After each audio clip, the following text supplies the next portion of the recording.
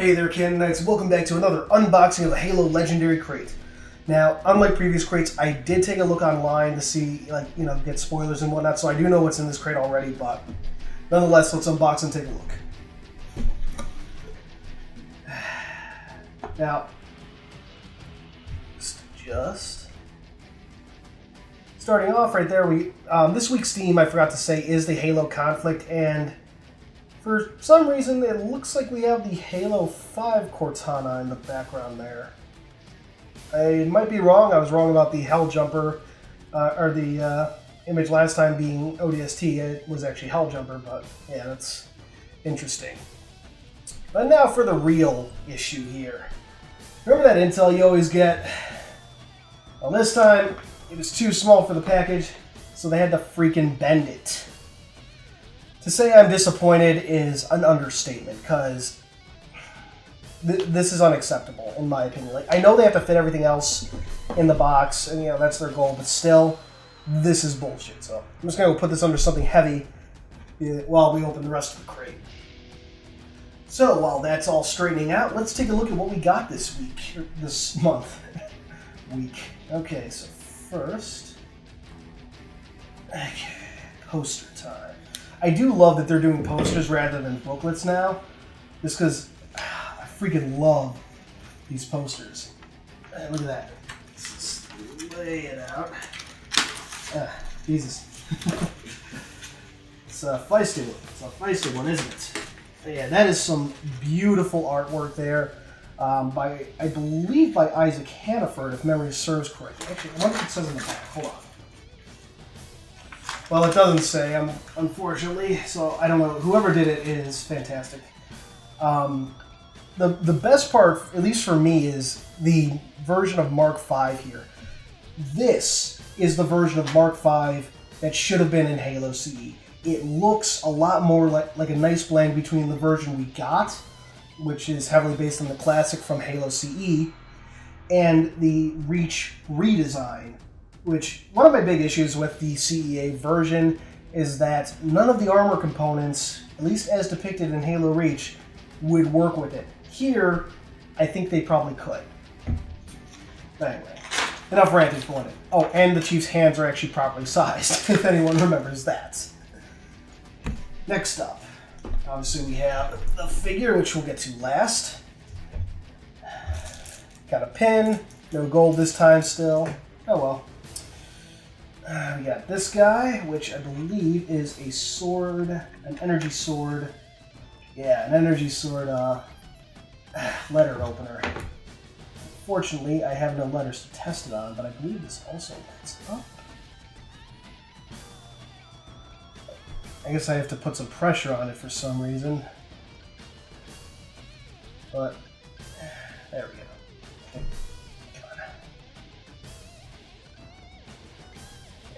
There we go. And you can see it's lighting up nice and blue, glows. Unfortunately, it doesn't go all the way to the tip, but it still looks pretty cool. That's kind of awesome.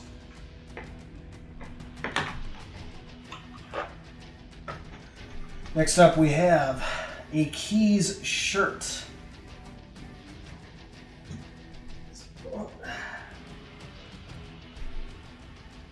I love the color. I kind of wish they could have gotten a little more of the detail, like in the captain's uniform. But otherwise, they did get spot on. The Keys, his name tag and campaign ribbons. Now, interestingly, they changed the Pillar of Autumn logo here. Now, the original was a full-on Marathon logo, so, it'd be connected there, the dot would be a little higher, yada yada. Interestingly, in Halo Reach, and it carried over to CEA, the symbol was the 7th column symbol. So they changed it again here for some reason. Anyway, still have all the others. Hello, my name, Keys. Captain's bars, even though he's a Navy captain, not an Air Force or Army captain. And then I'll link to a Halopedia page, or I'll link to Halopedia on this in the description box below. But some of these campaign ribbons, I don't know which ones off the top of my head, so don't ask me. but if you're any sort of military expert, you'll see some of them are Air Force campaign ribbons. So I don't know if Keyes at one point during the development of Halo CE was going to be with the UNSC Air Force, in that, you know, like the UNSC Space Forces would be Air Force, or if Bungie just, you know, threw some shit on that looked cool. Who knows? And then next we have, who knows what it says. Let's see. Get her open there. Hold on.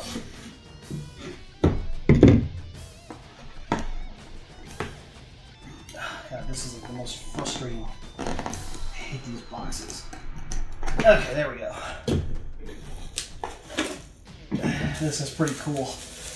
It is an energy, or plasma grenade, sorry, coffee mug. That is really damn cool. Let's see what we got there at the bottom. Do not microwave. Noted. Oh, damn, that is cool. I want to use it, but I don't want to use it. And finally, well, almost finally, we have stickers. Just stickers. I don't dislike them, but, you know, don't love them either.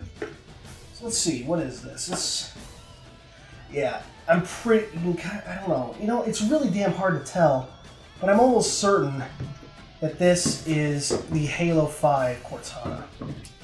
But anyway, that's for later. Let's go take a look at that intel. Intel time. So unfortunate that it's bent. So let's see. An Installation 04 library card. Specimens, simulations, sentinels, and more. I wonder if this is actually supposed to be canon. And we get some shots. Jesus Christ, these are bent. This is seriously disappointing. Anyway, some shots of Installation 04. Most likely, I believe these were taken by Seeker of Truth, Thel Vadamy's flagship for In the Fleet of Particular Justice. What's really interesting about these two is this is the Halo CE, like the original Halo ring. This isn't the updated version from CEA. This isn't the version which was technically still Delta Halo from Halo 2 Anniversary. They just recycled the asset for that cutscene. But yeah, so that's interesting. And once again, no fins. Like 343 added that for CEA, and then it just disappeared. I mean, it kind of appears in Spartan Strike on Installation 03 in some keyword cutscenes, but not all. It's weird. And then last, we have our piece of actual intel. Now this is pretty cool. Okay, it's not front and back this time. It's actually two individual sheets. So this is kind of cool because it actually involves Fireteam Apollo. So what's going on here is General Dellert, who is on the UNSC Security Council. I'll put an image of him from Halo Escalation up here. But so he found out about this secret ONI mission carried out by Fireteam Apollo. Let's camera there. Fireteam Apollo. Yep. To Installation 04, which, if you recall, is basically off limits. There's a 500 light second exclusion zone around the ring, and as they said in Nightfall, nobody is supposed to go back to it. Part of that being, of course, because the flood might still be there. Anyway, so he found out about this, and he contacts Fleet Admiral Terrence Hood in October 31st of 2556, interestingly enough, and tells him about this. And what they recovered was a black box, most likely from Seeker of Truth.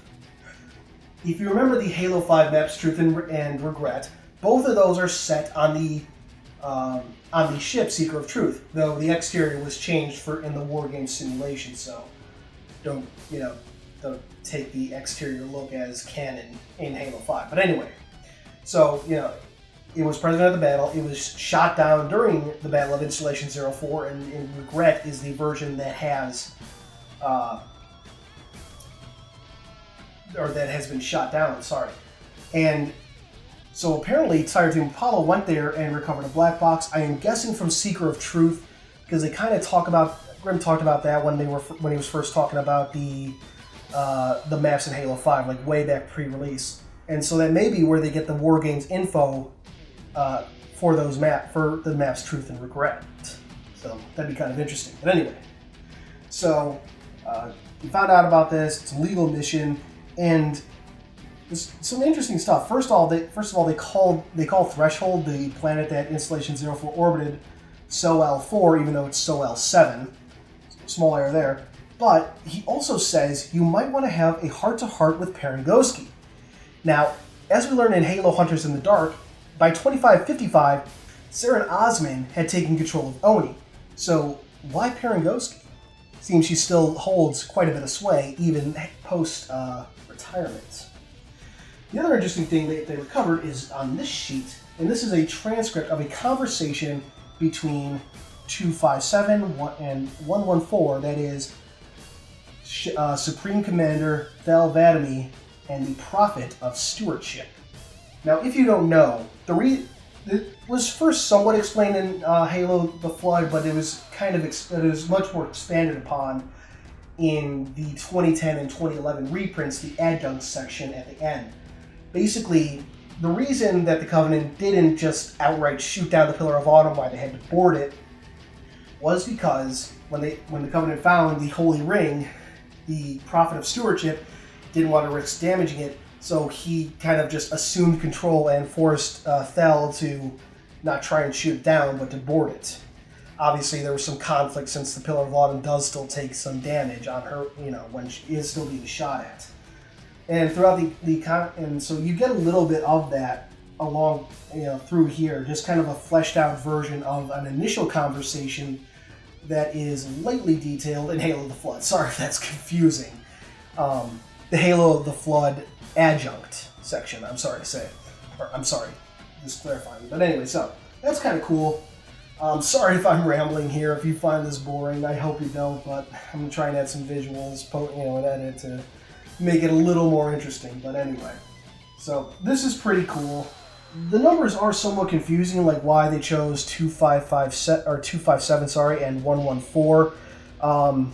CIA 391 had the idea that it might be just code names or specimen numbers that Oni came up with, the Groombridge subject, or Subject 386, as he was known, who was interrogated by Lord Hood in 2530, and is basically how the UNSC or one of the ways the UNSC got some details about, why they were being exterminated, but they got a few sources. But anyway, so it could be that those numbers are kind of like that, but it still begs the question, why back in 2530 did they call this one, 386? Why are they calling Thel 257 and the Stewardship 114?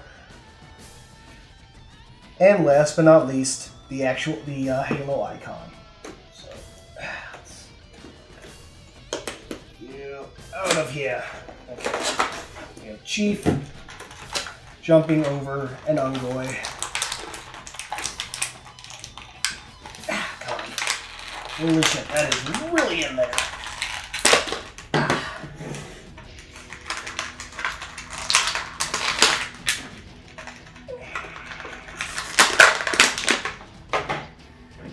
So, let's see.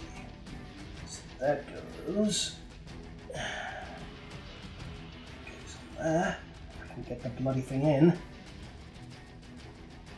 There we go. And you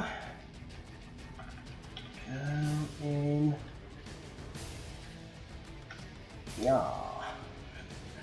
And there you have it. Master Chief riding that Ungoy like a bitch. And here we can see the assembled pieces that we have so far. Our Chief, our Buck, and our two Spartans fighting. This one's just a little awkward, but unfortunately cannot go around here because it kind of conflicts with, well, barely actually. It's almost a fit actually, but just barely. So either way, still cool. And that, ladies and gentlemen, is the third Halo loot. Is the third Halo Legendary loot crate. It's definitely not bad. I mean, there's some really awesome shit in here, though, especially swag wise. Although, besides being bent, not letting that go, the intel was a little light. Let's say, to be polite. I mean, it was kind of cool to see that Apollo is actually doing something. So, already hear a Canon mention of Apollo doing some shit. And there's some interesting potential Halo connections to the lore, but